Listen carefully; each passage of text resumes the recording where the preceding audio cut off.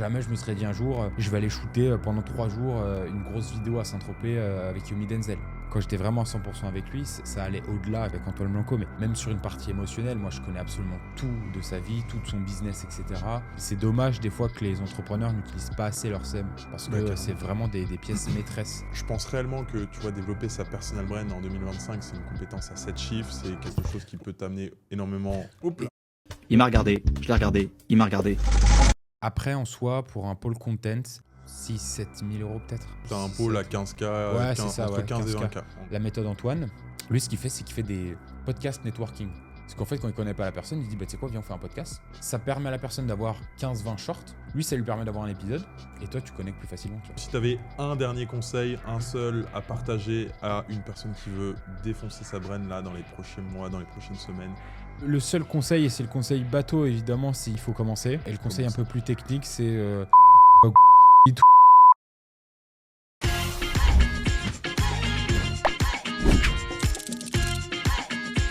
Bonjour à tous les amis et bienvenue dans le premier épisode de la saison 2 du Scale Podcast. Donc dans ce podcast, on vous partage des tips, des méthodologies, les derniers insights du marché pour à votre tour scaler et défoncer votre business. On a la chance d'avoir à chaque fois des intervenants de qualité qui ont généré des millions dans l'industrie ou alors qui sont vraiment experts de leur thématique. Et aujourd'hui, on a un invité particulier. Lucas, comment vas-tu ? Très bien, merci beaucoup pour l'invite. Avec plaisir, et c'est la deuxième fois qu'on tourne. C'est pour la petite anecdote, c'est très sincère de le dire. Ouais. C'est la deuxième fois. Ouais. Et bien écoute, si tu me permets, je vais commencer par rapidement t'introduire, te présenter. Et puis tu vas pouvoir d'ailleurs peut-être me rectifier certaines choses parce que je sais qu'il y a eu aussi pas mal d'updates, des choses qui ont évolué, qui ont changé aussi de ton côté. Donc alors, Lucas, aujourd'hui, plus connu sous le nom de MarketDump sur les réseaux sociaux. Si vous êtes dans l'univers de la création de contenu, du personal branding, vous êtes sans doute pas passé, enfin, vous n'êtes pas passé à côté, vous ne pouvez pas passer à côté de Lucas. Il est expert en personal branding.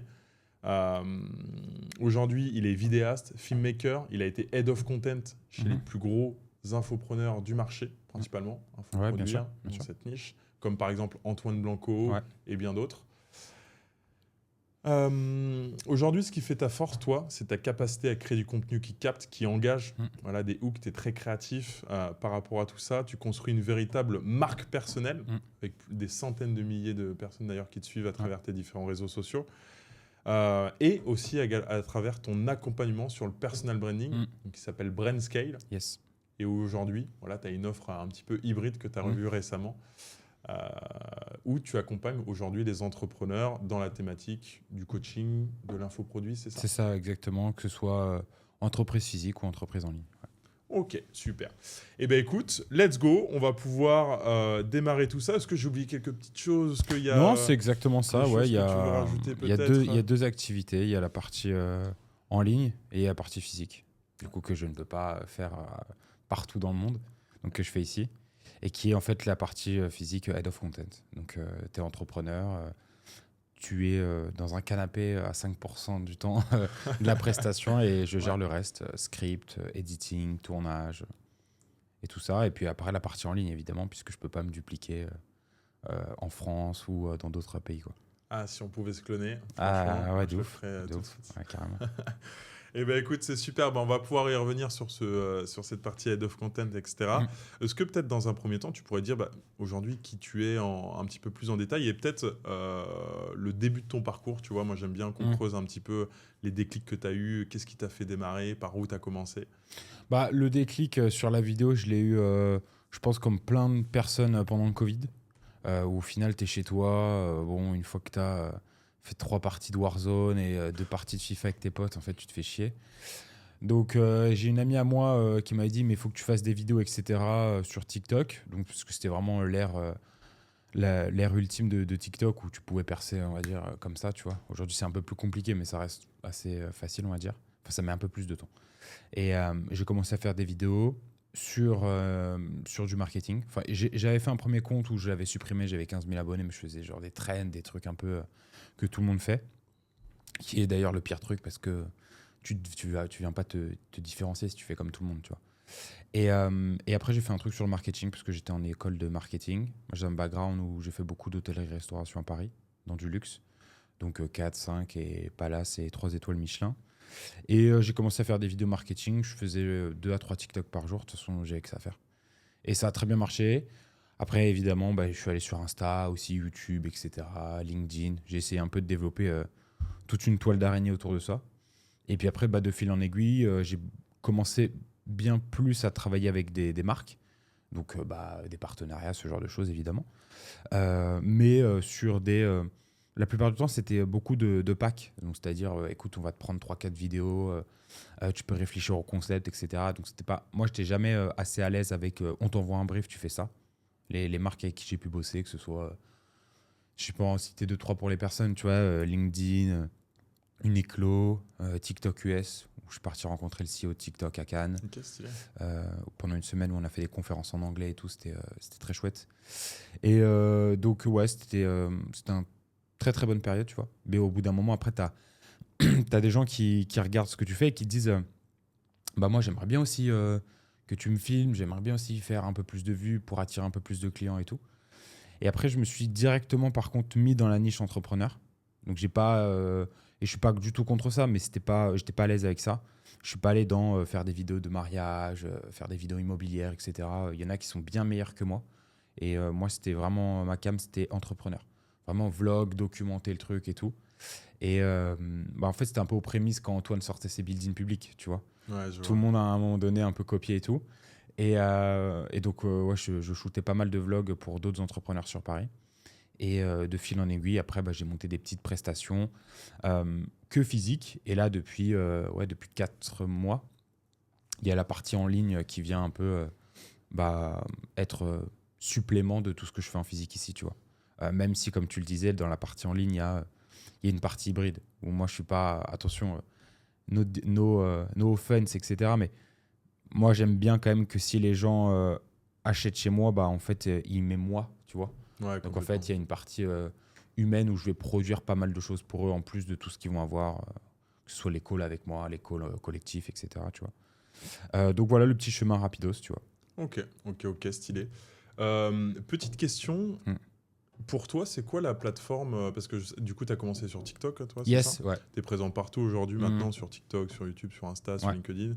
En tant qu'entrepreneur, pour toi, c'est quoi le réseau qui a le plus de potentiel ou qui est le plus important selon toi? En fait, ça va dépendre de ton persona. Tu sais, si tu targetes, je vais dire n'importe quoi, les startups, en fait, ça va être LinkedIn. Si tu es plus sur la niche un peu make money, infopreneur, là, je vais te dire Insta, YouTube. Donc, en fait, ça va vraiment dépendre au start. Déjà, il faut prendre en considération une chose, ça ne sert à rien d'être partout. Il vaut mieux maîtriser un truc à 100%. Alors, à 100%, entre guillemets, c'est rarement simple de dire ça, mais vaut mieux avoir moi, c'est ce que je dis souvent, les réseaux sociaux, c'est des briques de Lego. Donc, tu mets la brique Insta, une fois que c'est solide, tu remets une brique au-dessus, etc., petit à petit. Ça va juste dépendre de ton avatar. Tu vois, j'ai quelqu'un au sein de Brainscale qui fait des interventions contre le harcèlement scolaire dans des écoles et qui n'est plus trop, alors évidemment par respect, je ne cite pas les prénoms, mais qui n'est plus trop à l'aise avec Insta. Et qui, en fait, se voit plus à l'aise sur l'écrit. Écoute, let's go. Mais moi, je vais t'écrire tes posts LinkedIn avec toi. On va regarder ce qu'on peut faire et on va aller sur LinkedIn. Parce qu'effectivement, sur LinkedIn, tu as des chefs d'établissement, tu as des parents d'élèves, tu as des profs, etc. Tu vois, tu as des intervenants. Et effectivement, elle a plus de chances de targeter son bon avatar. Puisqu'en fait, sur TikTok ou sur Insta, quand elle va faire des vidéos, elle va targeter les étudiants. Mais du coup, in fine, ce n'est pas forcément les étudiants qui vont dire à leur prof, nous, on aimerait bien avoir elle en prestation, etc. Tu vois. Donc ça va vraiment dépendre de ton avatar. Il faut se dire au start dans quoi je suis à l'aise. Est-ce que je suis plus à l'aise à l'écrit ou en vidéo déjà? Donc tu as beaucoup plus de gens aujourd'hui qui ne veulent pas trop se montrer, ce que je peux comprendre. Donc ils vont prendre le parti de faire de l'écrit. Donc après, l'écrit, tu as quoi? Tu as Twitter et tu as LinkedIn et tu regardes où est ton avatar, tu vois. Mais LinkedIn, ouais, gros levier quand tu fais du B2B. Après, sinon, ça dépend vraiment de ton business. C'est ce que je dis tout le temps, tu vois. Moi, quand je travaille, de toute façon, que ce soit en physique ou en ligne, on fait un petit audit rapide. Et c'est quoi que tu veux vendre? Ou qu'est-ce que tu vends déjà? Est-ce que c'est du business physique? Est-ce que c'est du business en ligne? C'est quoi ton avatar? C'est quoi tes disponibilités en termes de création de contenu? C'est-à-dire, si le mec il me dit, moi j'ai 10 heures pour tourner des vidéos par semaine. Ah non, moi j'ai qu'une heure à faire par semaine du contenu, tu vois. Donc déjà, tu as plein de paramètres qui rentrent en jeu. Mais sinon, ça va uniquement dépendre de ton persona. Ok. Donc, écoute, je suis 100% d'accord avec toi. Au final, tu sais, c'est un petit peu comme toutes les stratégies. Tu sais, je me mets à la place tu sais, de nos prospects, peut-être qu'on target et tout. À chaque fois, il y a 7 nouvelles stratégies révolutionnaires, etc. Déjà, toutes les trends sont cycliques, c'est des effets de Bien mode. sûr. Et surtout que tout fonctionne. En réalité, ça, c'est pas la. Enfin, je veux dire, de manière transparente, tout fonctionne. La question, c'est qu'est-ce qui fonctionne le plus pour toi Ouais. et qui est le plus adapté. Et puis, forcément, après, il y a une notion de timing et de niche, des choses qui sont plus pertinentes en fonction de ton activité. Mais c'est un petit peu pareil partout, en réalité. Ouais, exactement. C'est pareil partout. Ok, ça marche. Donc, ok par rapport à ça. Aujourd'hui, est-ce que toi, tu es head of content encore pour certains entrepreneurs peut-être à temps partiel ou sur des moments, on va dire, Ouais, c'est précis plus, clés c'est plus à temps partiel, on va dire maintenant. Parce que Head of Content, on en reviendra peut-être, mais ça englobe une pluralité de missions, tu vois, et ça demande un dévouement humain à quasiment une seule personne.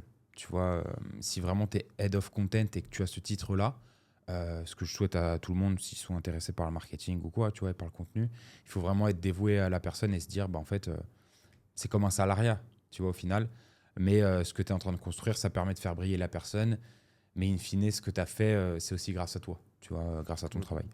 Donc, c'est plus en temps partiel, puisque j'ai plus remixé l'offre où je vais plus venir shooter ton contenu, l'avoir scripté en amont. Je vais checker évidemment avec les monteurs le rendu de tes vidéos. Et puis après, souvent, moi, je travaille avec une community manager que je donne en contact avec les entrepreneurs, que tu connais, parce que je t'ai donné le WhatsApp. Et après, c'est les gens qui négocient avec eux, etc. Ils font ce qu'ils veulent, tu vois. Mais moi, avec, si je peux me permettre, tu vois, le background de prestataire vidéo ou prestataire content avec qui j'ai bossé, j'ai un Google Sheet, tu as besoin d'un gars ou d'une nana qui fait ça, écoute, je te donne le contact, tu vois avec elle après, tu vois. Et ça, les entrepreneurs aiment bien parce qu'il y a cette facilité où ils peuvent rester focus à 100% sur le business. Je les vois une matinée dans la semaine, on tartine, comme j'aime bien dire, le contenu, et puis après, emballer, c'est peser, et see you next week, tu vois. Ouais, carrément. Eh bien, écoute, regarde, ça peut être super intéressant qu'on se prête au jeu. On va partir du principe que, voilà, on a un entrepreneur aujourd'hui qui veut créer son pôle création de contenu. Par exemple, regarde, prendre le cas échéant où il est pertinent de commencer à implémenter, à réfléchir pour développer sa brand, un head of content. Voilà, il fait 30K par mois, par exemple. Il veut scaler sa brand et tout, organique à fond. Donc, on va avoir du coup un petit peu au bas de l'échelle, c'est pas du tout péjoratif, mais c'est juste pour cibler les différents talents qui composent le pôle. On va avoir par exemple media maker, monteur, format long, format court, etc. On va avoir la CM qui va du coup travailler en étroite collaboration avec eux, et du coup le head of content qui va travailler du coup et communiquer avec la CM. Si on commence par le métier de community manager aujourd'hui, quelles sont les tâches d'un community manager que doit faire dans ton pôle de création de contenu aujourd'hui? Moi, je vais prendre l'exemple. En vrai, je prends l'exemple et moi, je suis très satisfait de son travail, donc écoute, big up à Elisa. Moi, je prends l'exemple d'Elisa, il faut le dire. Quand on est satisfait, il faut le dire, je pense. C'est quelqu'un qui fait un très bon travail et que j'ai pu donner à plein d'autres entrepreneurs qui en sont très satisfaits. Donc, en vrai, quand c'est du bon travail, il faut le dire. Et donc, par exemple, un bon ou une bonne CM, pour moi, aujourd'hui, ça doit être, s'il n'y a pas d'head of content, ça doit être quasiment un head of content. Pour moi, en fait, le taf de CM, il ne doit pas se résumer qu'à ouvrir Metricool ou HotSuite, programmer, faire 2 carousels et te faire un récap data, si le récap data est bien fait, tu vois. Pour moi, aujourd'hui, ça va au-delà. Et les gens, en fait, je trouve, ne s'en servent pas assez dans leurs entreprises, physiques ou en ligne, parce que la CM, ou le CM d'ailleurs, c'est quelqu'un qui peut vraiment t'apporter des idées de contenu, qui peut quasiment te bullet point des choses aussi pour que ce soit plus facile quand tu vas faire des vidéos, qui peut te prendre en vidéo, qui peut te prendre en photo, qui est capable de designer des posts sur Illustrator ou sur Canva. Et du coup, c'est ça, tu vois. Pour moi, le poste de CM, aujourd'hui, il y a beaucoup de gens qui vont se dire « Ouais, j'ai besoin d'un community manager, mais je veux juste qu'il poste mes trucs, etc. » Ouais, en fait, tu peux le faire. Genre, tu peux prendre 10 minutes sur un logiciel Metricool, tu cliques sur 3 boutons, tu peux publier directement depuis ton téléphone maintenant aussi, donc en fait tu peux le faire. Pour moi, ça faut que cette image elle se casse parce que au final un community manager ça peut apporter beaucoup plus, tu vois. Et souvent en fait Moi, je parle avec beaucoup de CM, etc., en privé sur Insta ou sur d'autres plateformes. Et par curiosité, des fois, je leur demande, ouais, tu te vends combien, etc. Et en fait, c'est des petits tickets par rapport à ce qu'elles ou ce qu'ils font déjà, tu vois. Et je leur dis, mais en fait, vous pouvez apporter tellement plus, tu vois. Euh, in fine, en fait, l'entrepreneur, il va être comme ça. Tac. Toi, tu arrives, tu publies tout. Limite, si tu as des capacités pour shooter, tu peux le shooter ou quoi que ce soit. Mais là, on commence à devenir après head of content, tu vois. Et je pense qu'en fait, ouais, on en parlait, tu vois, la dernière fois quand on courait, mais peut-être que la branche au-dessus maintenant de CM, ça va être head of content, tu vois. Parce que, ouais, un bon CM, c'est quelqu'un qui te soulage en termes de contenu, mais qui est capable aussi de produire pour toi et de proposer des idées et tout, tu vois. C'est un peu un premier bras droit contenu avant que tu puisses avoir le head of content qui vraiment après manage tout le pôle, tu vois. Ouais, complètement. Moi, je vois ça comme ça. Après, c'est ma perception des choses. Ça fait 5 ans que maintenant, pense je que suis dans tout ce qui est marketing et réseau et je vois l'évolution, tu vois. Et je me dis, c'est dommage des fois que les entrepreneurs n'utilisent pas assez leur SEM parce que carrément. c'est vraiment des pièces maîtresses dans le contenu, tu vois. Moi, le premier, j'ai fait cette erreur-là au départ. Il postait juste, enfin pour moi, tu vois, même dans ma tête, en fait, la perception que j'avais d'un CM, c'est OK, tu postais sur les réseaux sociaux. Alors que ça va bien plus loin que ça. Et forcément, ça a un impact beaucoup plus significatif. Ouais, c'est ça, carrément. La personne peut vraiment te soulager dans la partie création de contenu. Si tu fais, toi en plus, tu es dedans, tout ce qui est process, SOP et tout, tu vois. Si tu lui mets des bons process, des bonnes templates en place, elle est capable après de gérer tranquillement ta partie contenu, tu vois. Ouais, carrément. Alors, deuxième étape maintenant, la partie head of content. Alors, quelles sont, on va dire, les principales tâches d'un là, en vrai, head of content? Là, c'est le stade au-dessus, tu vois. Pour moi, head of content, je crois que je te l'ai dit avant-hier en vocal, tu vois, mais je le dis aux gens. En fait, head of content, je ris un peu dans ma barre, même si elle n'est pas super développée. Des fois, quand on me dit, oui, je suis head of content, etc. Ok. Qu'est-ce que tu fais ? Je publie, j'écris des idées, etc. Ok. Pour moi, head of content, ça va bien au-delà, tu vois. C'est même sur l'aspect. En fait, je vais prendre l'exemple. Maintenant, évidemment, l'émission évolue avec Antoine Blanco, mais quand j'étais vraiment à 100% avec lui, ça allait au-delà, tu vois. C'est même sur une partie émotionnelle. Moi, je connais absolument tout de sa vie, tout de son business, etc. Donc, on a fait des meetings tous les deux à des terrasses de café à Paris où on parlait de son entreprise, on parlait de plein de choses. Donc, en fait, et puis, c'est le gars ou la nana d'ailleurs qui doit te suivre à la caméra tout le temps, tu vois. Donc, en fait, qui connaît absolument tout de toi parce que derrière la caméra, cette personne doit te poser les bonnes questions au bon moment, etc. pour aussi après se dire, OK, on va clipper ce moment dans le taxi, on va clipper ce moment et tout, tu vois. Donc, en fait, tu dois avoir une gymnastique en termes de contenu. Tu dois avoir 5 heures de temps de connexion sur TikTok ou sur Instagram tous les jours, limite, pour voir vraiment ce qui se passe, les trends, les gens dans le même univers que la personne que tu accompagnes, etc. Tu vois. Donc, en fait, ça va vraiment au-delà. Et c'est pour ça que c'est intéressant dans un business quand tu as une ou un CM à côté. Parce que moi, c'était vraiment mon bras droit, tu vois. Ouais, carrément. Tu vois, j'avais des process avec Elisa qui étaient, voilà, chaque mardi, en plus de tout ce que je peux apporter, si tu peux me faire peut-être 10 idées de shorts, 5 idées de vidéos YouTube, etc.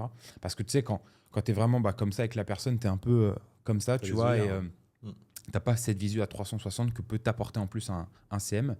Et ouais, donc c'est vraiment tout ça, la partie filmmaking, la partie être au quotidien avec la personne, savoir éditer comme ça, parce que si tu es dans le taxi et que le clip est bon, bah, tu sais quoi, tu sors ton PC, t'édites, t'envoies sur TikTok direct, tu vois. Proposer des idées, réalignement de la stratégie tout le temps, toutes les semaines, checker la data, KPI. L'entrepreneur doit aussi challenger le dev content sur des SOP, des KPI, tu vois. Sur lui dire, écoute, bah tiens, ce mois-ci, je veux tant de leads en organique. Qu'est-ce que tu me proposes ? Ok, moi, je te propose ça, stratégie avec ManyChat, pas ManyChat, setter, pas setter, etc. Tu vois.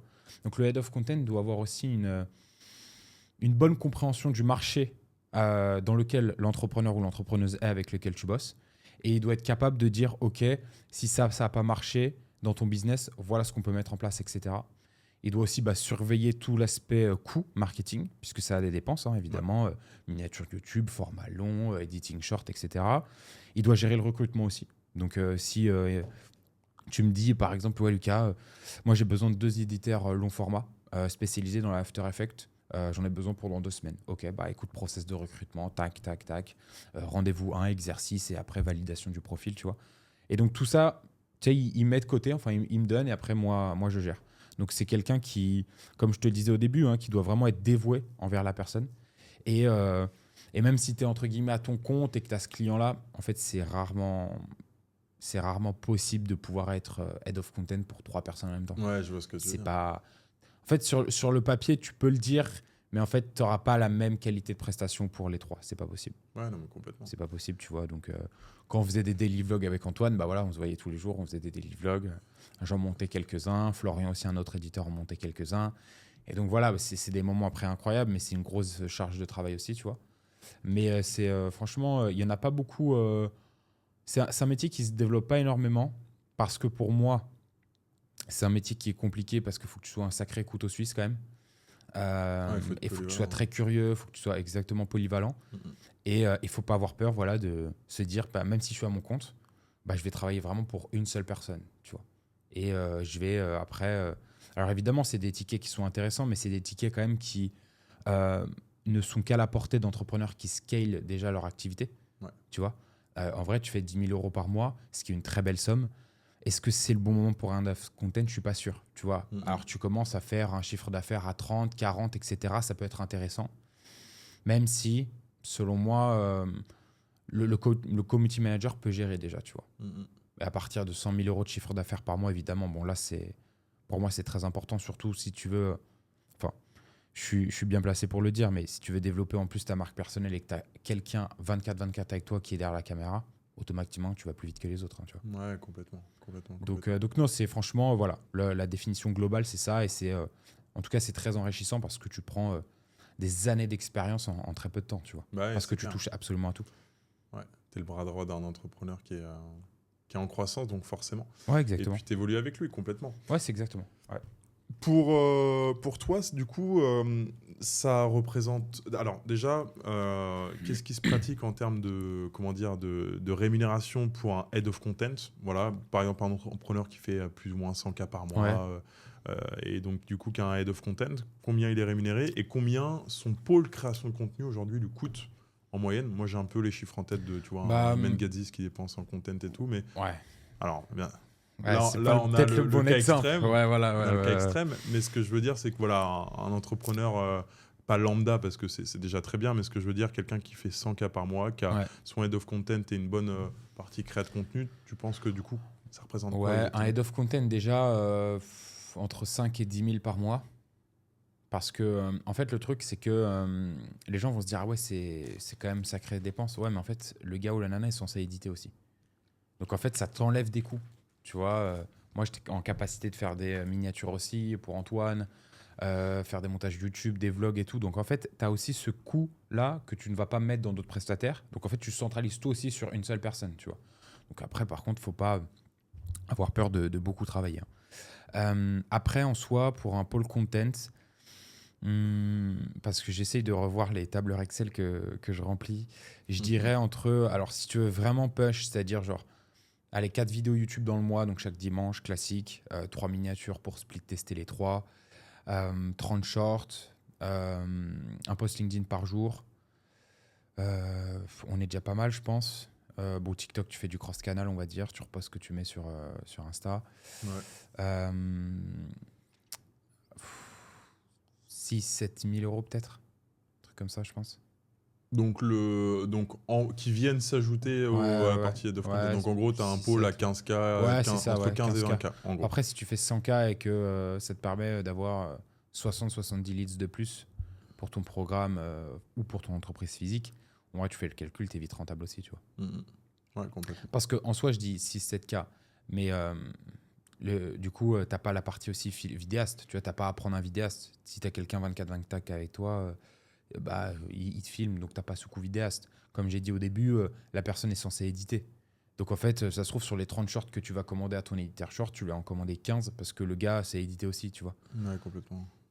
Moi, je me rappelle, c'était en mai 2024, là, quand on faisait beaucoup de choses, grosses productions short avec Antoine.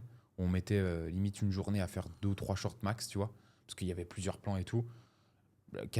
Quasiment tout le temps après, derrière, et je dis bien quasiment, parce que c'est pas à 100% vrai, j'éditais aussi les shorts après, tu vois. Parce que c'était en fait des trucs que moi je faisais en perso, et du coup, j'allais plus vite à éditer, tu vois.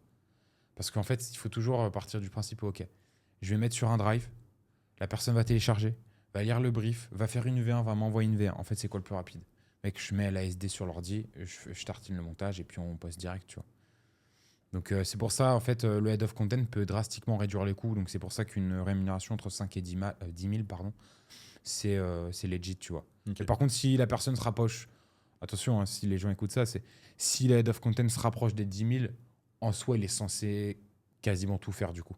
Ok, Tu je vois, vois. éditer YouTube, éditer les shorts, faire les minia, parce que il va englober toutes tes dépenses marketing.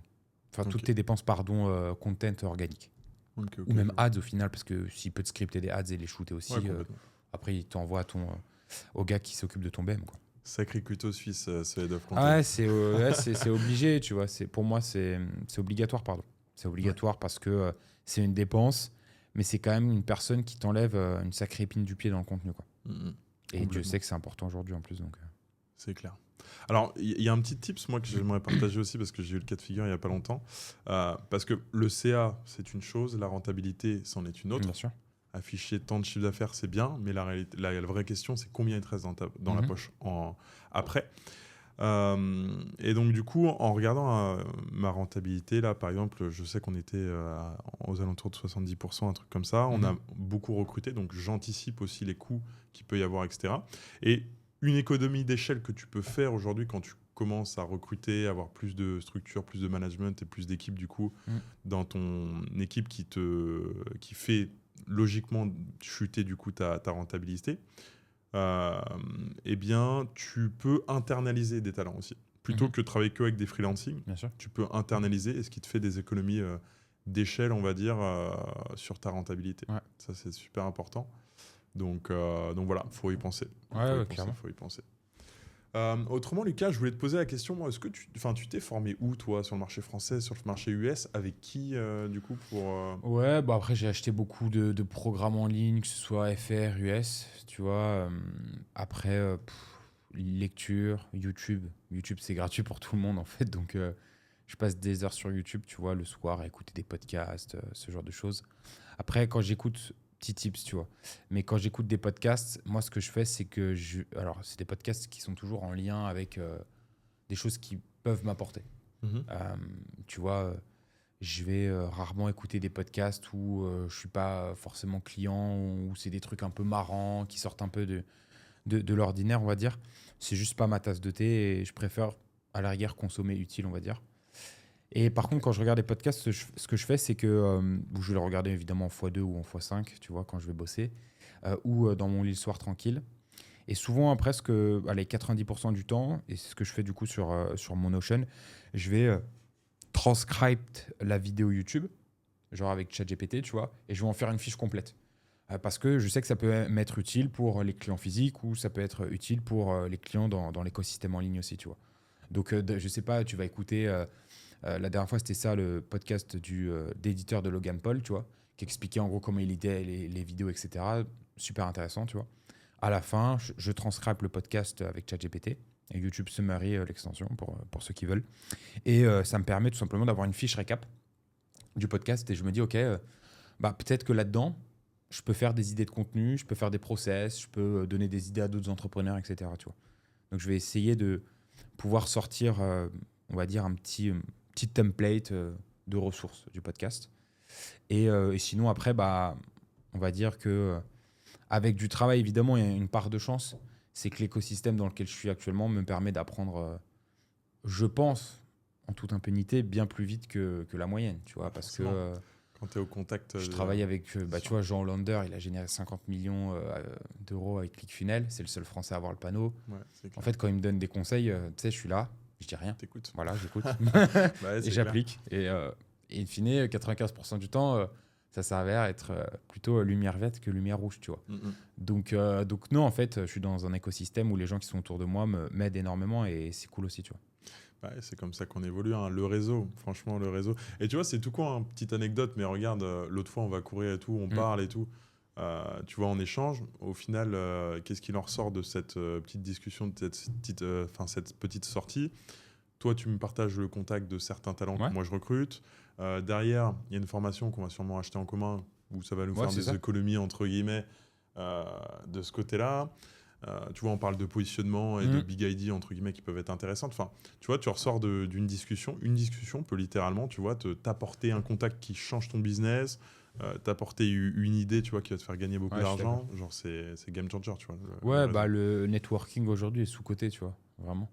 Et c'est quelque chose qui te fait aller plus vite, tu vois. Alors attention, moi je suis pas Il y a de tout. fervent admirateur du mot networking, je préfère networking intelligent, tu vois. Je pense qu'aujourd'hui, le temps de toutes et tous est compté drastiquement, que ce soit en perso surtout et en pro. Et donc moi, ce que je fais maintenant, et c'est... en fait, c'est Jean qui m'avait dit ça parce que c'est Iman qui lui avait dit. Et je me suis dit, tiens, je vais appliquer ça aussi. Et au final, en fait, ce qu'il fait, Iman, c'est très smart. Quand il y a une personne qui veut le rencontrer, il va lui proposer genre un tennis, un running ou une activité, tu vois. Ce qui permet tout simplement de lier l'utile à l'agréable. Donc Mais moi, ce que je fais maintenant, bah, tu vois, on l'a fait tous les deux, on est partis discuter. Mais par contre, bah voilà, petit running, parce que tu es sportif aussi, tu vois. La dernière fois, ça a été le cas. Quelqu'un qui m'a contacté, qui me dit, voilà, j'aimerais bien qu'on mange ensemble le midi.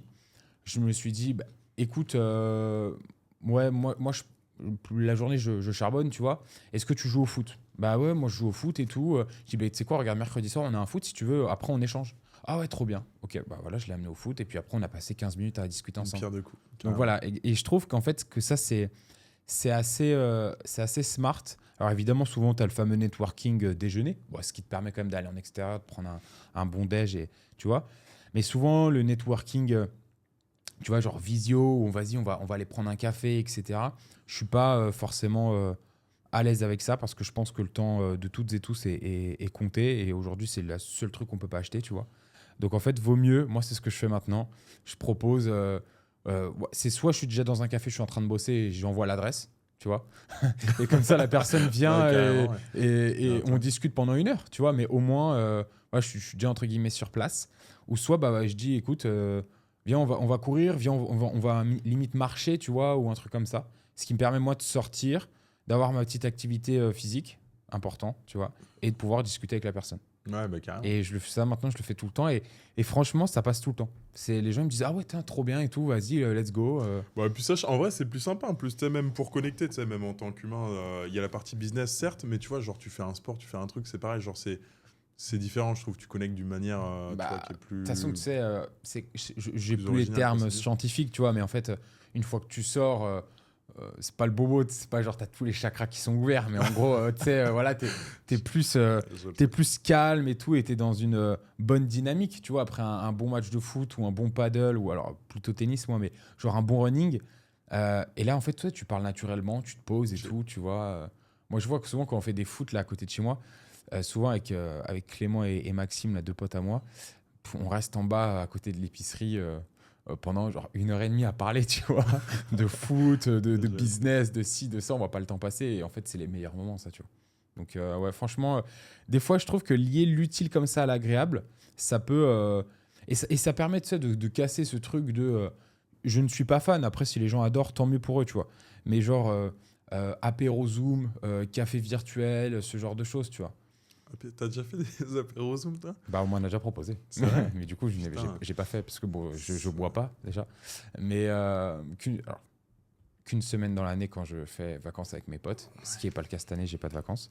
Mais sinon, en fait, non, je comprends pas trop le concept. Tu vois. Apéro Zoom, c'est particulier. J'ai jamais fait. Hein. Bah, en fait, ça a explosé pendant le confinement. Parce que du coup, tu sais, t'avais bah, les gens qui pouvaient pas aller prendre leur bière chaque vendredi soir, etc. à Paris, tu vois, et qui en fait bah, appelaient leurs potes sur Zoom et qui buvaient des Apéro. coups. Ouais. Ah, ok, bah, c'est un concept. hein. C'est un concept, Écoute. non, mais moi j'ai rien contre ça, tu vois. Encore une fois, je dis tout le temps, s'il y a des choses où les gens ils sont heureux, alignés avec ça, tant mieux pour eux.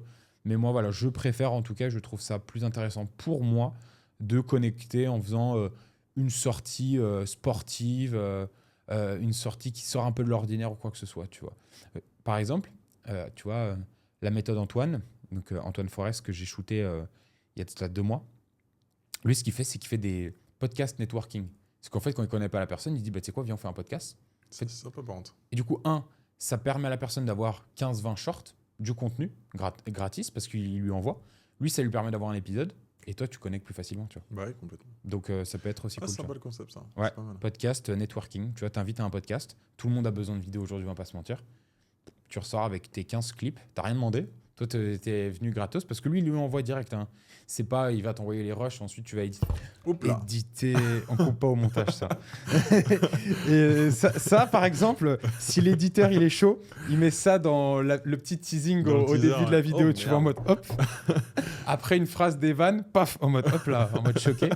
Très bon hook visuel. Ouais, de ouf. Et vraiment, il fait ça. Et ça marche très très bien. Tu vois, il a fait plein de podcasts avec des entrepreneurs, entrepreneuses, etc. Et trop bien. Et quand je lui ai dit, quand il m'a dit ça, pardon, j'ai dit ah ouais, smart l'idée. Parce qu'en fait, ça te fait du contenu. La personne, elle reçoit ses 15 shorts. Bénef, quoi. Ouais, carrément. Donc, ouais. C'est win-win. Ouais, exactement, c'est win-win, c'est ça. Moi, j'aime bien dire les meilleures collaborations, c'est quand tu viens aligner les égoïsmes. En vrai, c'est là que les relations les plus saines, en réalité. Exactement. J'aimerais aussi aborder un petit sujet. Alors, je pense réellement que tu vois, développer sa personal brand en 2025, c'est une compétence à 7 chiffres. C'est quelque chose qui peut t'amener énormément d'argent, d'opportunités. Tu vois, même pour recruter, demain, tu as une personal brand. Eh bien, c'est beaucoup plus simple de recruter. Tu peux avoir des deals. On peut voir Akiman Gazit qui est rentré, par exemple, consulting.com et Whoop, tu vois. Genre, il a eu de l'equity, des choses qui étaient plus intéressantes de par la puissance de la personal brand. Ouais. Donc, il y a énormément de choses que ça peut apporter. Mais j'aimerais aussi avoir ta vision, toi, aujourd'hui, et que les gens qui nous écoutent aujourd'hui comprennent l'enjeu aujourd'hui, super important de développer une brand, que ce soit personnel ou en tant qu'entreprise, quoi. C'était un exemple dans un podcast vidéo ou dans un bouquin, je sais plus. Seth Godin qui disait si demain, je crois que c'était Oussama qui avait repris ça aussi en podcast, si demain Nike ouvre un hôtel, tout le monde peut dans sa tête imaginer à quoi va ressembler l'hôtel. Parce que la marque de Nike, elle est visible partout, on connaît la brand, etc. Par contre, en soi, tu dis, je sais pas, la bouteille Aline ou je sais pas quoi, bon, on va pas trop savoir, tu vois. Ou Rod va sortir un truc, bon, on n'a pas trop d'idées. Donc déjà, marque personnelle et le personal branding, ça permet d'imposer aussi, je trouve, ta patte à la fois artistique et ta vision des choses à un très grand nombre de personnes. Et d'autant plus quand tu recrutes, et ça c'est un très bon point que tu as souligné, c'est très puissant. Parce que si tu recrutes des talents qui te suivent déjà sur les réseaux, qui comprennent ce que tu fais, etc., en fait, tu vas avoir des soldats autour de toi et qui vont vraiment, c'est la fameuse, comme Iman dit souvent, la fameuse team 6-8, où en fait, tu as vraiment des soldats autour de toi qui sont là pour qu'une seule chose, c'est que tu performes toi et personne d'autre, tu vois. Après, aujourd'hui, pourquoi c'est important de développer sa marque personnelle ? Parce que moi, je considère le personal branding comme une toile d'araignée. C'est qu'au début, bah voilà, tu tisses, on va dire, le centre. Donc voilà, tu as petite brand organique, tes ads, petit à petit, etc. Et en fait, tout ça, si tu le développes correctement, avec une équipe à côté de toi, etc., ou même tout seul, hein, d'ailleurs, tu peux faire en sorte d'avoir beaucoup plus d'opportunités. Moi, jamais auparavant, je me serais dit, je vais rencontrer le CEO TikTok pendant une semaine à Cannes. Jamais j'aurais pu penser ça. Jamais je me serais dit un jour, je vais aller shooter pendant 3 jours une grosse vidéo à Saint-Tropez avec Yomi Denzel.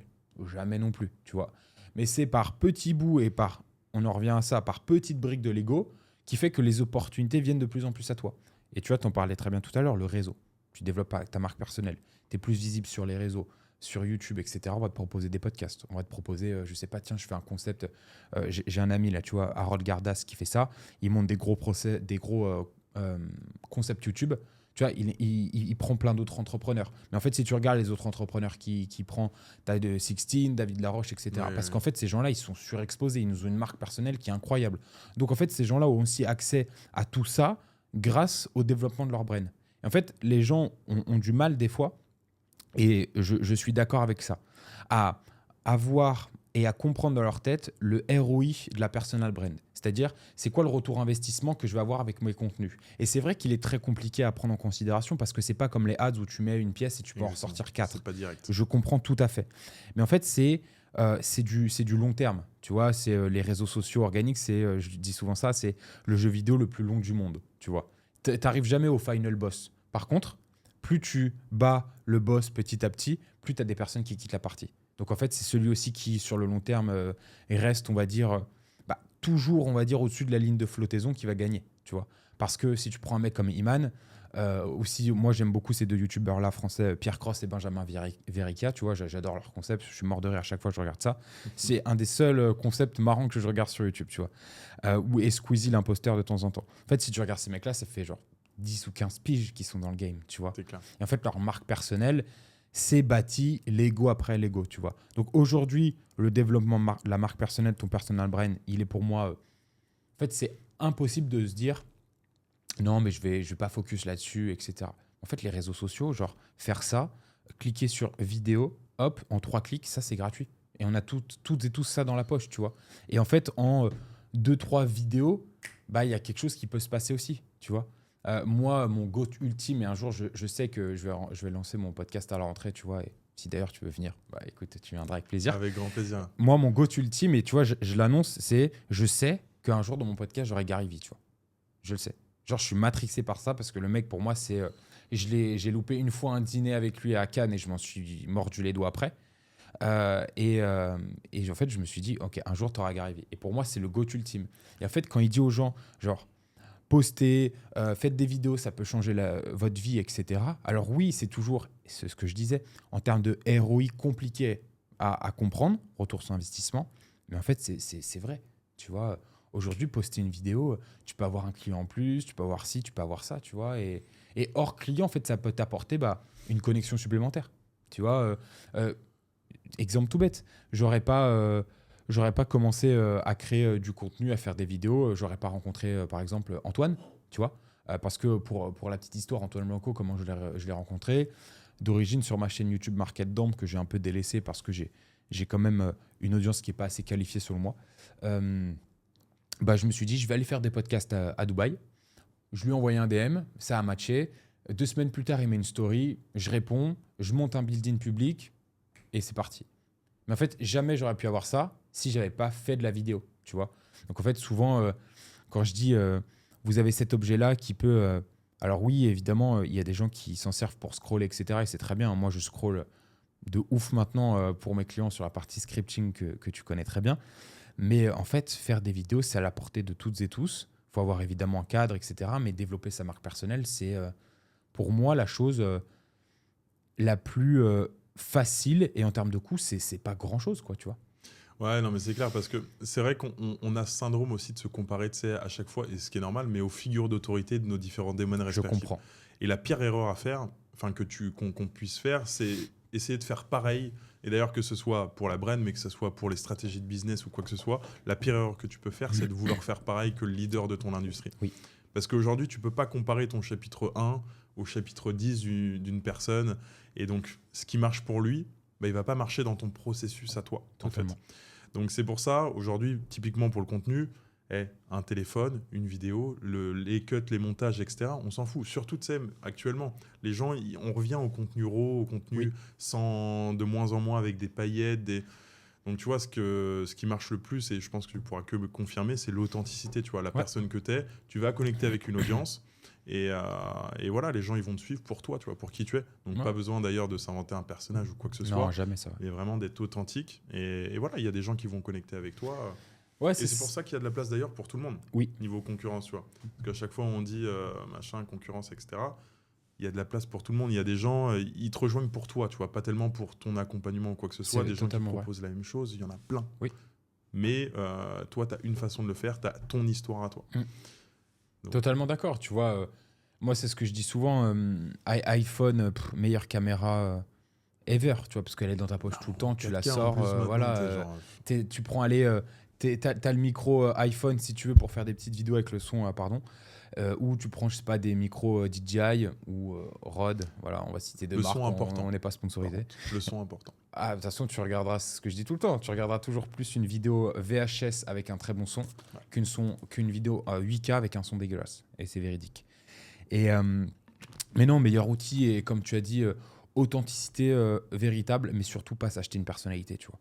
Moi, la dernière fois, je sors du running et j'adore le contenu où je fais beaucoup de production, plein de plans et tout, mais ça demande évidemment un temps un peu plus important que le contenu où je vais sortir l'iPhone, tu vois. Et la dernière fois, je finis de runner, tu vois, j'étais plein de sueur. Je me dis, tiens, vas-y, je vais faire un contenu sur le running, tu vois. Je prends mon iPhone, et véritable, et les backstage, c'est ça, et les gens, des fois, ils me disent, ouais, c'est compliqué. Il n'y a pas de compliqué. J'allume le flash, bon, tu filmes toujours avec ça, évidemment, tu vois. Je fais le petit mouvement classique, comme si je replaçais mon téléphone. Ça, c'est un petit tips, tu vois. Mais en fait, souvent, si tu veux apporter une authenticité supplémentaire quand tu fais tes vidéos face caméra, en fait, souvent, tu sais, les gens font des vidéos dans les voitures où ils posent leur téléphone quelque part, tu vois. Et même s'il n'y a rien pour le poser, tu fais comme si, tu sais, tu peux prendre ton iPhone, tu fais, OK, bon, je voudrais vous partager un truc aujourd'hui, tu fais comme si tu le plaçais. En fait, tu as ce truc de, ah ouais, tiens, c'est authentique et tout, la vidéo, elle est un peu brute, tu vois. Donc moi, je fais un petit mouvement de caméra avec le flash et je balance, il n'y a même pas de sous-titres. Je mets un texte, le running, c'est le sport le plus difficile mentalement au monde, tu vois. Ce qui est pour moi quasiment vrai. Alors oui, tu as genre Ironman, tu as des trucs un peu plus poussés, mais moi, à mon niveau, je trouve que le running, c'est solide, tu vois. Je mets ça, je crois que là, la vidéo, elle doit être genre à 90 000 vues, tu vois. Et elle m'a pris genre 2 minutes à faire. Et au final, OK, Ouais, certes, ça te rapporte pas des clients, mais ça te rapporte une communauté. Genre des gens qui adhèrent à tes propos ou qui n'adhèrent pas. Le seul souci aujourd'hui des réseaux, c'est qu'il y a des gens, et je l'ai compris un peu tard, et c'est pour ça que je le dis, c'est que si les gens arrivent très rapidement à se positionner sur des choses avec leurs convictions, l'objectif, c'est de ne pas être clivant encore et encore, mais si tu arrives à être un peu clivant, si tu arrives à dire ce que tu penses, ce que tu n'aimes pas, etc., les gens vont adhérer ou ne vont pas adhérer. Mais ça va te permettre d'avoir une base de fans solide. Si tu es toujours lisse, bah, tu vois, il n'y aura pas de ce truc de ouais, en fait, on l'aime bien, comme tu as dit tout à l'heure, on vient acheter pour lui. Ce ne sera pas ça, tu vois. Tu vas potentiellement ramer un peu plus quand tu vas être en appel de closing, en rendez-vous physique, etc., avec d'autres entrepreneurs ou des potentiels clients. Alors que si la personne, je ne sais pas, on se rend compte et qu'elle a matché, qu'elle a vu, tiens, d'ailleurs, j'ai kiffé ton contenu sur le running et tout, tu vois, fais tes partages, tu vois. Moi, j'ai une expérience de ouf et je le raconte souvent, c'est je me suis déboîté la rotule de mon genou, tu vois, elle est remontée au foot et même pas au rugby en plus, tu vois. Et elle est, ouais, laisse tomber, j'ai fait 10 ans de rugby, je me suis jamais blessé quoi que ce soit et là, ça m'arrive au foot. Et en fait, je me suis remonté la rotule et tout. Et donc, j'ai eu beaucoup de kiné, de rééduc et tout. À un moment donné, je faisais beaucoup de bains froids. Tu vois, j'avais vu ce concept d'un Canadien. Ouais, ice bath, yes, exactement. Et je me suis dit, tiens, je vais faire des vidéos TikTok le matin dans mon bain froid. J'ai acheté un truc à Leroy Merlin, tu vois, à 40 balles. Je mettais mon eau et je laissais geler la nuit.